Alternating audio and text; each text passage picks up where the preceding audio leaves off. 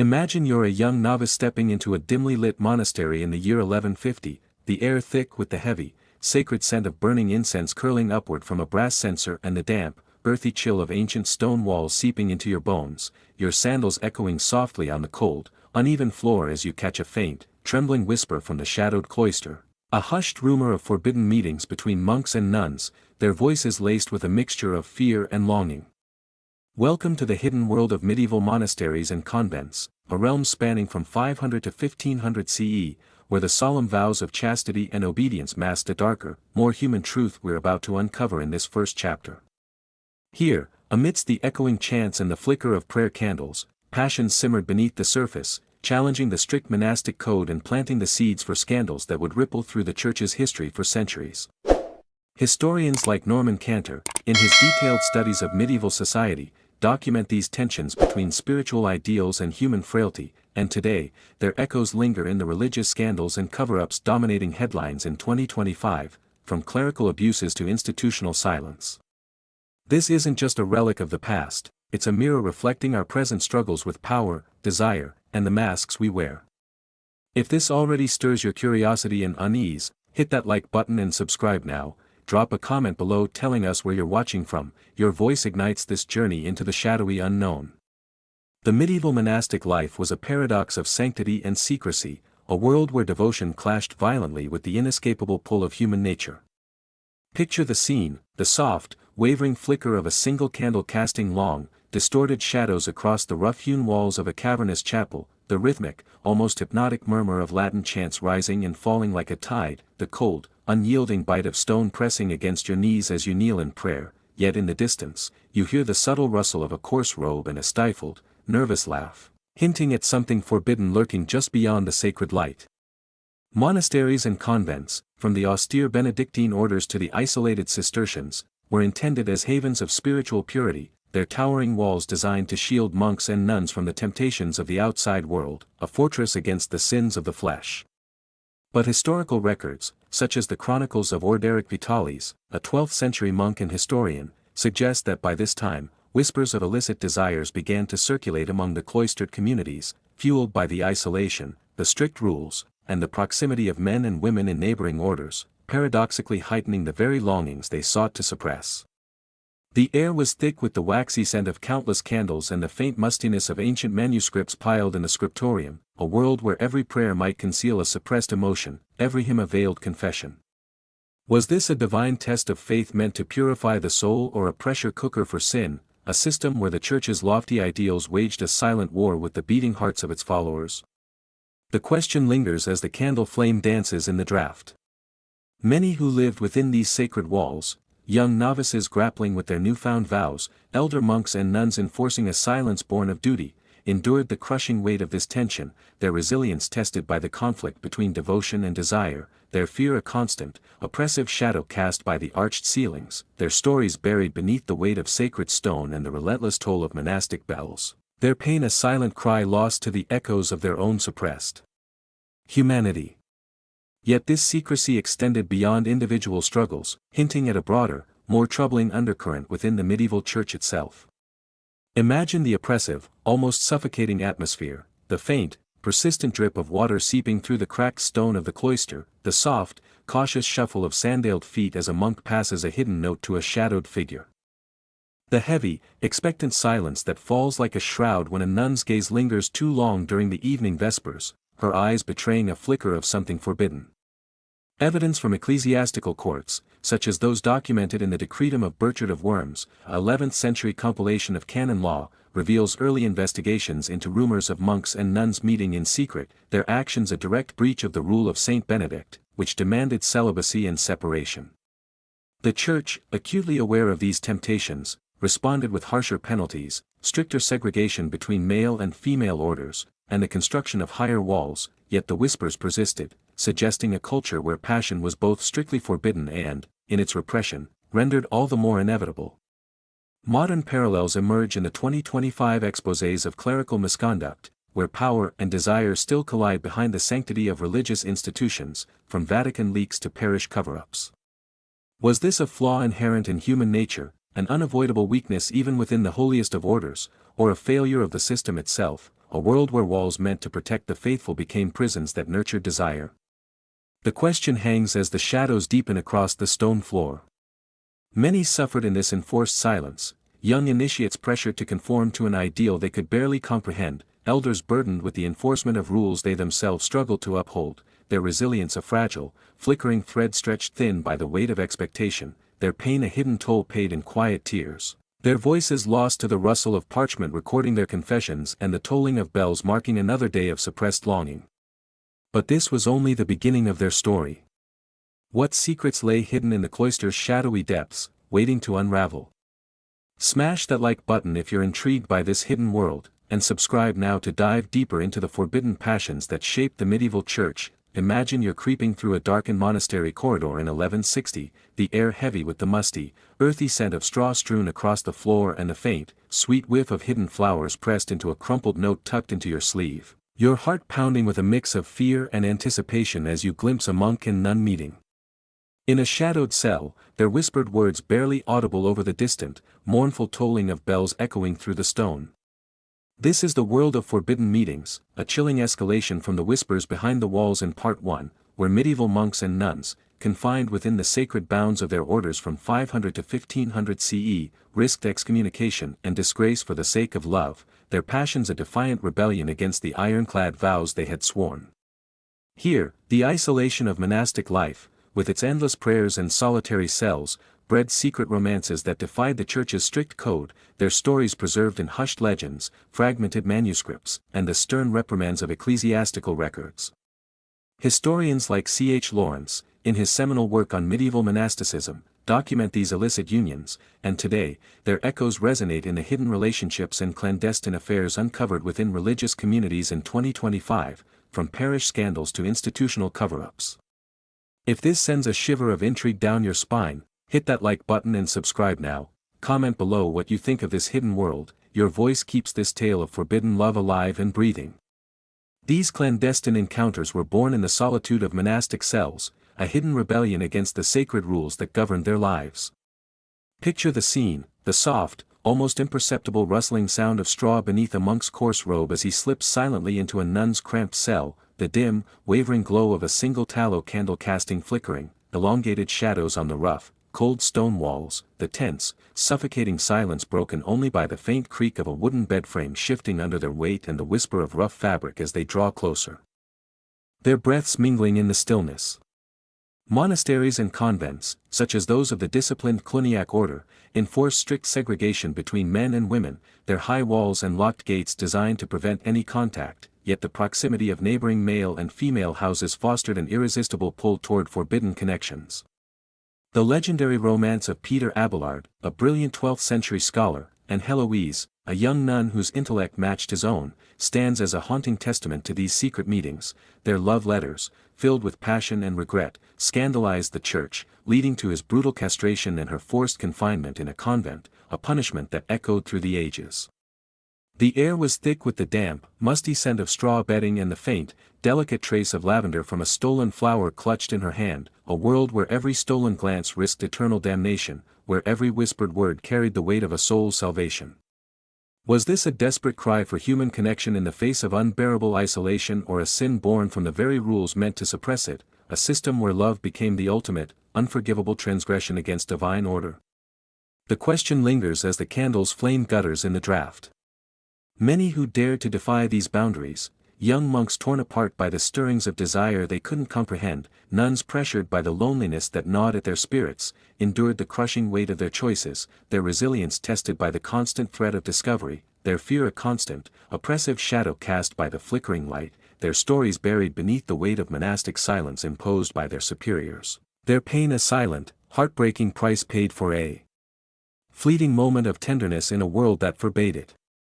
The risks of these meetings often deepened into a web of secrecy, danger, and moral compromise, threatening the very fabric of monastic life with each passing night. Imagine the oppressive, heart-pounding atmosphere, the faint, scratchy sound of a quill scraping across rough parchment as a monk hurriedly records a clandestine message to his beloved, the cold, unyielding touch of stone against your back as you hide in a narrow, damp passage between cells, the heavy, ominous thud of approaching footsteps signaling a potential discovery by a vigilant abbot. Historical accounts, such as those in Abelard's own Historia Calamitatum, a poignant recounting of his downfall, reveal how these encounters were conducted under the cover of night, with secret signals like a knocked rhythm on the cell door or a dropped rosary alerting lovers to the presence of danger, their love a fragile thread in a web of surveillance. The Church, alarmed by the growing rumors, responded with increased vigilance. Confessions were demanded, spies were placed among the orders, and punishments grew harsher, yet the allure of forbidden love persisted, hinting at a culture where passion thrived despite the ever-present threat of excommunication or public shaming. Modern parallels emerge in the 2025 revelations of priests and nuns involved in secret relationships, where the stakes of reputation and faith remain as high as they were centuries ago, their stories unfolding on the front pages of digital news. Was this a courageous rebellion against an unnatural vow imposed by the Church or a tragic flaw in its design? A world where cells meant for solitary contemplation became cradles of desire that could not be contained. The question hangs as the footsteps fade into the distance, the tension unbroken. Many suffered in these shadowed corners, lovers caught and subjected to public penance, novices forced to report their peers under threat of damnation, their resilience a fragile, flickering thread stretched to its limit, their pain a hidden toll paid in tears and whispered prayers, their voices lost to the rustle of straw and the relentless tolling of bells marking another night of suppressed longing. But the passions grew stronger with each secret meeting. What happened when love turned to desperation, and the stakes became life or death? Smash that like button if you're captivated by this tale. And subscribe now to uncover the next layer of this forbidden saga. Imagine you're kneeling in a candlelit chapel in 1220, the air thick with the smoky, resinous scent of burning wax dripping from tall tapers and the faint, reverent hum of Gregorian chants resonating through the stone arches, your heart racing with a mix of awe and unease as you notice a monk and nun exchanging a lingering, secretive glance during Vespers, their movements subtly masked by the slow sway of a silver incense burner, hinting at a ritual far darker and more forbidden than the prayers they chant. This is the world of secret rituals, a disturbing evolution from the forbidden meetings of Part 2, where medieval monks and nuns, bound by their sacred vows from 500 to 1500 CE, wove threads of passion into the fabric of their religious duties, disguising sin beneath the sacred veil of piety within the hallowed halls of monasteries and convents. Here, amidst the flickering light of altars and the solemn cadence of worship, these clandestine acts challenged the Church's authority and moral dominance, their echoes preserved in cryptic ecclesiastical records, fragmented oral traditions, and the stern warnings etched into medieval manuscripts. Historians like R.W. Southern, in his detailed explorations of medieval religious life, uncover these hidden practices, and today, their shadows linger in the ritualistic scandals and secretive misconduct uncovered within religious orders in 2025, from Vatican investigations to parish controversies. If this sends a chill of intrigue through you, hit that like button and subscribe now. Comment below your reaction to this hidden world. Your voice honors the buried past that demands to be heard. These rituals transformed sacred spaces into arenas of hidden desire, cloaked by the sanctity of worship and the complexity of religious observance.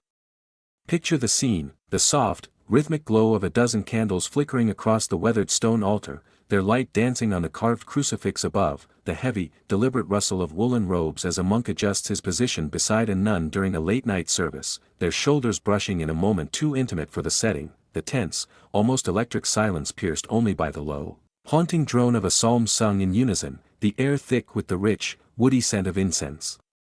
swirling from a censer and the subtle, human warmth of bodies pressed too close in the pews. Monasteries like those of the Dominican order, renowned for their intellectual rigor and theological debates, became unexpected stages for these secretive acts, where passion was skillfully masked as spiritual devotion, blending the physical with the divine under the guise of penance or communal prayer. Historical accounts, such as the 13th-century records of the Council of Tours, document investigations into monks and nuns accused of conducting sensual rites intertwined with their liturgical duties, their actions concealed by the elaborate choreography of ceremonies and the dimness of candlelit chapels. The air carried the waxy aroma of melting tapers and the faint, nervous trace of sweat beneath their coarse habits, a world where every hymn might conceal a forbidden embrace, every genuflection a hidden signal of desire. Was this a perversion of the faith they were sworn to uphold or a desperate, human expression of need suppressed by an unyielding code, a system where piety became a fragile shield for the sins it could not erase? The question lingers as the chants fade into a heavy silence. Many who participated in these covert practices, monks torn apart by the guilt of their actions, nuns pressured into complicity by the weight of their isolation, endured the crushing burden of their deception, their resilience tested by the constant threat of exposure, their fear a constant, oppressive shadow cast by the flickering candlelight, their stories buried beneath the weight of sacred texts and the stern gaze of their superiors, their pain a silent, enduring offering to a church that demanded an impossible purity. The true nature of these rituals often escalated into a web of secrecy, moral ambiguity, and institutional tension, threatening to unravel the Church's moral foundation from within. Imagine the oppressive, heart-pounding atmosphere, the faint, ominous creak of a wooden pew as a figure shifts closer to another during a midnight mass, the cold, unyielding touch of a stone floor against your knees as you witness a hidden gesture, a hand briefly clasped beneath a prayer book, the heavy, final thud of a missal closing to signal the end of a covert exchange, the sound reverberating through the stillness. Evidence from ecclesiastical trials, such as those recorded in the decretals of Gregory IX, a comprehensive 13th-century collection of canon law, reveals numerous cases where monks and nuns were accused of conducting private rites, blending physical closeness with spiritual exercises, under the pretext of penance, meditation, or even mystical communion, their actions a direct challenge to the sanctity of their calling. The Church, deeply alarmed by these breaches of discipline, responded with increased oversight, mandating public confessions, appointing spies within the orders, and imposing severe punishments like flogging or solitary confinement, yet the allure of these rituals persisted, suggesting a culture where desire found a way to thrive within the sacred, defying the very walls meant to contain it. Modern parallels emerge in the 2025 exposés of ritualistic misconduct in religious sects, where power, passion, and secrecy still intertwine in ways that echo the medieval past, from secretive cults to hierarchical abuses. Was this a corruption of the divine intent behind their vows or a human response to an unyielding, unnatural code, a world where prayers became a mask for the forbidden passions that could not be silenced? The question hangs as the candles dim and the chapel grows colder. Many suffered in these hallowed yet haunted spaces, novices coerced into silence under threat of damnation, elders burdened with the unenviable task of enforcement, their resilience a fragile, flickering thread stretched thin by the weight of their dual lives, their pain a hidden toll paid in quiet tears and suppressed sobs, their voices lost to the rustle of vestments, the echo of hymns, and the relentless ticking of time. But the sin grew bolder with each passing ritual. What happened when these hidden practices spilled beyond the chapel walls, into the open air of danger? Smash that like button if you're gripped by this tale, and subscribe now to dive deeper into the abyss. Imagine you're standing at the edge of a windswept monastery courtyard in 1250, the air sharp with the biting, crisp scent of autumn leaves swirling in the breeze and the faint, acrid whiff of smoke drifting from a distant pyre where contraband is burned, your breath catching in your throat as you see a monk being led away in clanking iron chains, his head bowed in defeat after succumbing to the lure of temptation, a nun's tear-streaked face pressed against a barred window, her silent gaze following him into exile. This is the fall of Vows, a harrowing turn from the secret rituals of Part 3, where medieval monks and nuns, bound by their sacred oaths from 500 to 1500 CE, faced the devastating consequences of their hidden passions, their lives unraveling through exile, punishment, or public disgrace. Here, within the austere walls of monasteries and convents, the breaking of monastic discipline shattered individual destinies and tested the Church's iron resolve, their stories etched into penitential records, whispered legends, and the somber annals of ecclesiastical justice. Historians like John Boswell, in his groundbreaking studies of medieval sexuality, explore these falls from grace, and today, their echoes reverberate in the scandals of religious figures facing expulsion, public shaming, or legal action in 2025, from high-profile clergy dismissals to institutional cover-ups. If this grips you with a surge of tension and empathy, hit that like button and subscribe now. Comment below your thoughts on this hidden history. Your voice carries this tale of human frailty forward into the light. The temptation that broke these vows often began with subtle, almost imperceptible lapses, spiraling into irreversible ruin that altered their lives forever.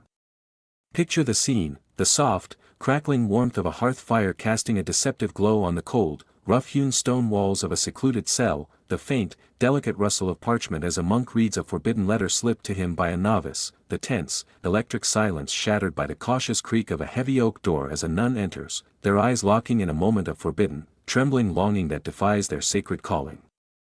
Monasteries and convents, such as the Franciscan houses celebrated for their vow of poverty, became unexpected battlegrounds where monks and nuns were tempted by the primal human need for connection, their isolation and celibacy breeding desires that clashed violently with their spiritual obligations. Historical cases, like that of a 13th-century monk recorded in the Chronica Majora by Matthew Paris, a meticulous chronicler of the era, detail a brother exiled for a passionate affair with a nun from a neighboring convent, his punishment a brutal public shaming followed by banishment to a remote hermitage, his name erased from the order's rolls. The air was thick with the smoky scent of burning wood from the hearth and the faint, salty trace of tears shed in private, a world where every stolen moment risked not just earthly punishment but eternal damnation in the eyes of their faith. Was this a failure of personal will, a weakness that betrayed their devotion, or a natural rebellion against an unnatural vow imposed by a rigid system, a world where temptation became the ultimate, unforgiving test of their humanity? The question lingers as the fire's embers fade into darkness. Many who fell from grace, monks stripped of their ranks and cast out, nuns forced into years of grueling penance in solitary cells, endured the crushing weight of their shame and loss, their resilience tested by the harshness of their punishment, their fear a constant, oppressive shadow cast by the towering monastery walls, their stories buried beneath the weight of church judgment and the cold indifference of their former brothers, their pain a silent, enduring burden carried into the wilderness of exile. The consequences of these falls often deepened into a relentless cycle of punishment, societal rejection, and institutional control, reshaping the monastic life with an iron fist. Imagine the oppressive, heart-wrenching atmosphere, the cold, metallic clang of iron chains scraping against the rough stone as a monk is led toward the outer gate. The bitter, stale taste of bread and water in a nun's final meal before her confinement to a darkened cell, the heavy, final thud of a reinforced door sealing her fate with a sound that echoes through the cloister. Records from the Statuta Ecclesiae Antiqua, an early collection of church laws, show the ecclesiastical authorities imposing severe penalties for those who broke their vows, excommunication that severed them from the community, public flogging to serve as a warning, or lifelong seclusion in remote priories to ensure their silence, turning their sins into cautionary tales recited during sermons. The case of a 14th-century nun, expelled from her convent for a clandestine liaison with a monk and left to wander the roads as a beggar, her once pristine habit now tattered, highlights the harshness and finality of these measures, her life a testament to the Church's unyielding stance. The air grew thick with the damp, earthy scent of the courtyard soil and the despair that clung to those cast out, a world where punishment was not just retribution but a tool to reinforce the Church's dominance over its flock. Modern parallels emerge in the 2025 cases of clergy removed for misconduct, their careers and reputations destroyed, their personal lives laid bare in the court of public opinion. Was this a just enforcement of divine order to protect the sanctity of the faith or a cruel, systematic suppression of humanity's natural impulses, a system where exile became the steep price paid for the fleeting sin of passion? The question hangs as the chains rattle in the distance, the silence heavy. Many suffered in this downfall, lovers torn apart by force and separated by miles, families shamed by association, communities left to grapple with the aftermath, their resilience a fragile, flickering thread stretched to its breaking point, their pain a hidden toll paid in isolation and regret, their voices lost to the wind that carried their exile and the tolling of bells that marked their departure. But the punishment grew darker with each transgression. What happened when the Church's wrath turned lethal, and the stakes rose beyond mere banishment? Smash that like button if you're drawn into this dark narrative, and subscribe now to explore the next chilling chapter. Imagine you're hidden in the shadows of a convent garden in 1300, the air thick with the damp, earthy scent of moss clinging to the stone walls and the faint, desperate whimper of a newborn muffled by a coarse woolen blanket, your heart sinking like a stone as you see a nun cradling an illegitimate child in her trembling arms, her eyes wide with fear and sorrow as the crunch of approaching footsteps echoes from the cloister, signaling discovery. This is the world of secret children, a heartbreaking escalation from the exile of Part 4, where medieval monks and nuns, bound by their sacred vows from 500 to 1500 CE, faced the tangible, life-altering consequences of their hidden passions, giving birth to offspring in the clandestine depths of their monastic orders. Here, within the silent, imposing walls of monasteries and convents, these clandestine births stood as a stark challenge to the Church's proclaimed purity, their existence a scandal preserved in hushed confessions, abandoned records, and the tear-stained pages of personal diaries. Historians like David Herlihy, in his studies of medieval family structures, document these hidden lives, and today, their echoes linger in the 2025 revelations of clergy with secret families, from hushed parish scandals to global exposés of institutional denial. If this moves you with a wave of empathy and unease, hit that like button and subscribe now. Comment below your feelings about this hidden legacy. Your voice honors the silent struggle of those long forgotten. These secret births were the silent, poignant fruit of forbidden love, born in the secrecy and isolation of monastic life. Picture the scene, the soft, trembling rustle of autumn leaves as a nun conceals a tiny, hand-carved cradle beneath the gnarled branches of an ancient oak tree, the dim, unsteady glow of a lantern casting eerie shadows on her tear-streaked face, the faint, pitiful cry of an infant stifled by a cloth pressed gently to its mouth. The air thick with the rich, wet scent of earth freshly turned by her hurried steps and the bitter, metallic tang of fear that clings to her every breath. Monasteries and convents, such as the Cistercian houses celebrated for their austere simplicity, became unexpected cradles for these children, born from illicit liaisons that defied the unbreakable vow of chastity imposed upon their inhabitants. Historical evidence, like the 14th-century records of the Bishop of Lincoln, details numerous cases where nuns gave birth in secret, their infants often abandoned to the cold charity of foundling hospitals, raised in obscurity by distant relatives, or left to perish in the wilderness, their existence a scandal so profound that the Church moved swiftly to erase all traces. The air carried the earthy aroma of the garden soil and the faint, fleeting trace of milk from the mother's desperate attempt to nurse, a world where every muffled cry risked exposure, where every hidden cradle was a testament to a love that could not be acknowledged. Was this a tragic, inevitable outcome of human weakness in the face of isolation, or a powerful testament to love's persistent, unyielding force, a system where innocent children paid the ultimate price for their parents' forbidden sin? The question lingers as the lantern's light fades into the night. Many who bore these children, nuns shamed into a silence enforced by their superiors, monks forced to deny their own flesh and blood under threat of excommunication, endured the crushing weight of their guilt and loss, their resilience tested by the constant fear of discovery, their anguish a constant, oppressive shadow cast by the high convent walls, their stories buried beneath the weight of church denial and the cold indifference of their order, their pain a silent, enduring legacy passed down through generations of secrecy. The handling of these secret children often deepened into a web of cover-ups, societal burden, and institutional hypocrisy, straining the very fabric of monastic communities. Imagine the oppressive, heart-wrenching atmosphere, the cold, metallic clink of a silver coin as a monk presses it into a midwife's calloused hand to take the child away, the bitter, herbal taste of concoctions used to conceal a pregnancy lingering on a nun's tongue, the heavy, final thud of a locked wooden door as she is confined to a remote cell to hide her shame from the world. Records from the Decretum Gratiani, a foundational 12th-century canon law text, show the Church ordering the systematic removal of these infants, often to overcrowded orphanages, distant villages, or even the steps of cathedrals, to protect its pristine image, while some monks and nuns faced imprisonment or forced labor to atone for their transgressions. The case of a 13th-century convent in France, where multiple births led to its dissolution and the scattering of its inhabitants, underscores the scale of this hidden crisis, the community unraveling under the weight of its own secrets. The air grew thick with the damp, musty scent of stone walls and the despair that settled over those tasked with the cover-up, a world where silence was a currency more valuable than gold, where the Church's power was maintained at the cost of innocent lives. Modern parallels emerge in the 2025 exposés of clergy hiding families, their children raised in secrecy or abandoned, echoing this medieval pattern of denial and displacement. Was this a necessary protection of the faith's sanctity or a cruel, calculated erasure of life to preserve institutional power, a system where these children became the living embodiment of the Church's shame? The question hangs as the footsteps of the midwife fade into the distance. Many suffered in this enforced silence, mothers torn from their babies and confined in isolation, infants lost to the annals of history, families burdened by the stigma, their resilience a fragile, flickering thread stretched to its breaking point, their pain a hidden toll paid in tears and whispered prayers, their voices lost to the rustle of leaves in the garden and the tolling of bells that marked another day of concealed sorrow. But the burden grew heavier with each hidden child. What happened when these secrets threatened the very stability of the Church itself?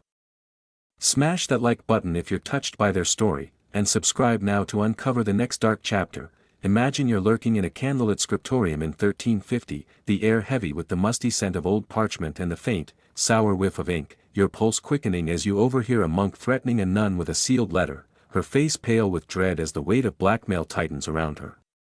This is the world of blackmail and power, a sinister escalation from the secret children of Part 5, where medieval monks and nuns, bound by vows from 500 to 1500 CE, saw their hidden passions weaponized to control and manipulate within the church's hierarchy. Here, within the shadowed halls of monasteries and convents, sin became a tool of dominance, their stories preserved in cryptic correspondence and ecclesiastical investigations.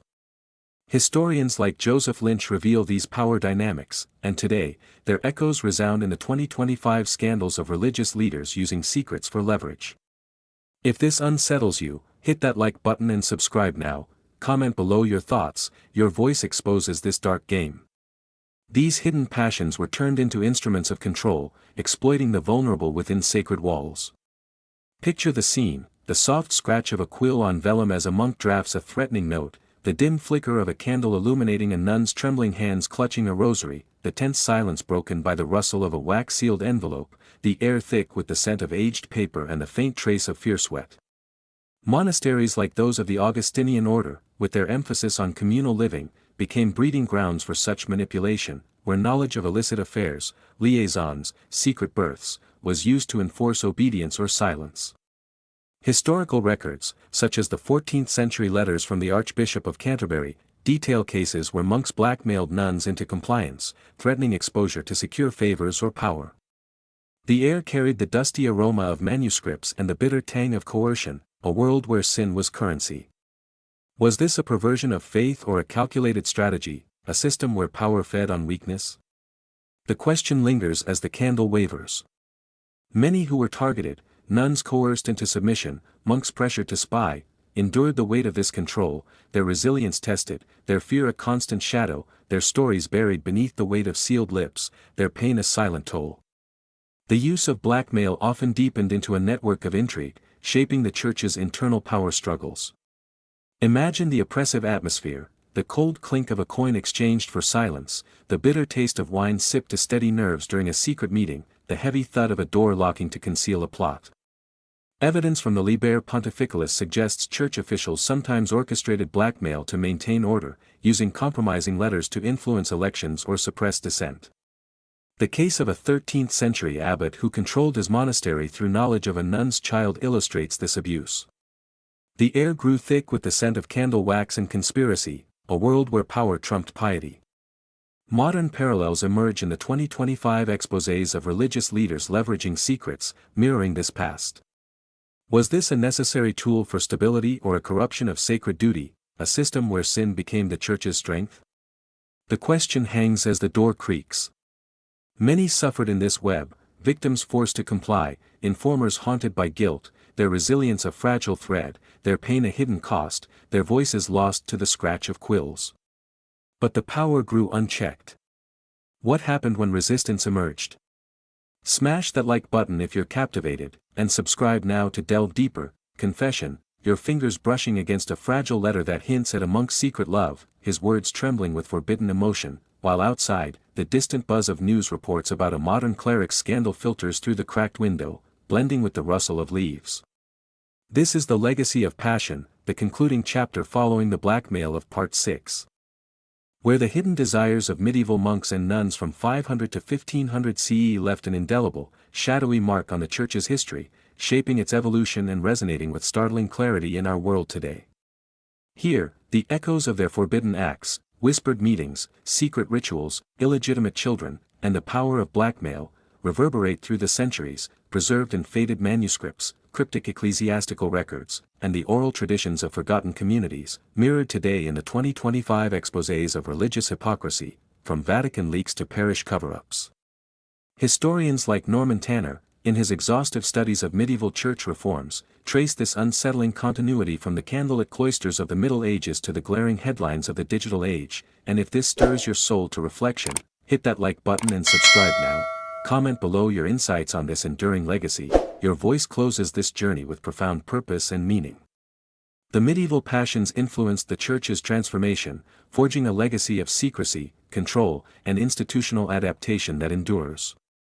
Picture the scene, the gentle, soothing crackle of a fireplace in a 15th-century abbot's opulent study, its warm glow casting long shadows on the cold, polished stone walls, the sharp, leathery scent of ancient, leather-bound books mingling with the faint, lingering trace of incense from a recent mass, the cold, unyielding weight of a heavy ledger recording a hushed scandal resting on the desk. The air thick with the tension of a church grappling to suppress its troubled past while forging a new image. After the medieval era, as the Renaissance dawned and the Church faced growing scrutiny, it tightened its grip with the establishment of the Inquisition and the imposition of even stricter monastic vows, aiming to erase the sins of passion that had plagued its ranks, yet the patterns of power, silence, and manipulation persisted, adapting to new forms. Historical records, such as the Bullarium Romanum, a vast collection of papal bulls, document the Church's concerted efforts to reform monastic orders and purge their histories of scandal, but the legacy of blackmail, hidden children, and suppressed desires lingered, subtly influencing the Counter-Reformation's rigid structures and the centralized authority of the Vatican. The air carried the dusty, musty aroma of old tomes and the bitter, metallic tang of enforced conformity, a world where history was meticulously rewritten, where the Church's past was buried beneath layers of doctrine and denial. Was this a genuine purification of faith intended to restore its sanctity or a deepening of control to protect the elite's dominance, a system where the legacy of passion shaped the very authority that sought to suppress it? The question lingers as the fire's embers fade into a cold, silent glow. Many who lived through this transformative shift, reformers burdened by the weight of a compromised past, victims silenced anew by the Church's evolving mechanisms, endured the crushing burden of this legacy, their resilience tested by the relentless pressure to conform, their fear a constant, oppressive shadow cast by the stained glass windows, their stories buried beneath the weight of official doctrine and the cold indifference of institutional memory, their pain a silent, haunting echo that reverberates through time. This legacy extends into the modern era, reflecting in today's religious dynamics with a clarity that is both striking and sobering. Imagine the somber, reflective atmosphere, the distant, mournful chime of a church bell blending with the sharp, insistent buzz of a 2025 news alert detailing a bishop's secret life, the bitter, acrid taste of coffee turning sour in your mouth as you read of clergy cover-ups and hidden families, the cold, heavy realization settling into your chest as you connect these modern headlines to the trembling words of a medieval letter clutched in your hand. The #MeToo movement and the 2025 scandals of priests with concealed offspring echo the medieval use of power through sin and the subsequent efforts to bury it, while the Church's institutional responses, legal defenses, public apologies, and internal investigations, mirror the denials and cover-ups of the past, revealing a cycle that has yet to be broken. Artifacts like the preserved diary of a 15th-century nun, her pages filled with cryptic hints of her forbidden love and the punishment that followed, underscore this haunting continuity, showing how the past informs the present, how the struggles of those long gone still shape the battles we fight today. Was this a lesson from history that we have willfully ignored, allowing the same patterns to repeat, or an inescapable cycle we are doomed to endure, a system where the legacy of passion still binds us in chains of silence and power? The question hangs as the bell's echo fades into the hum of the modern world.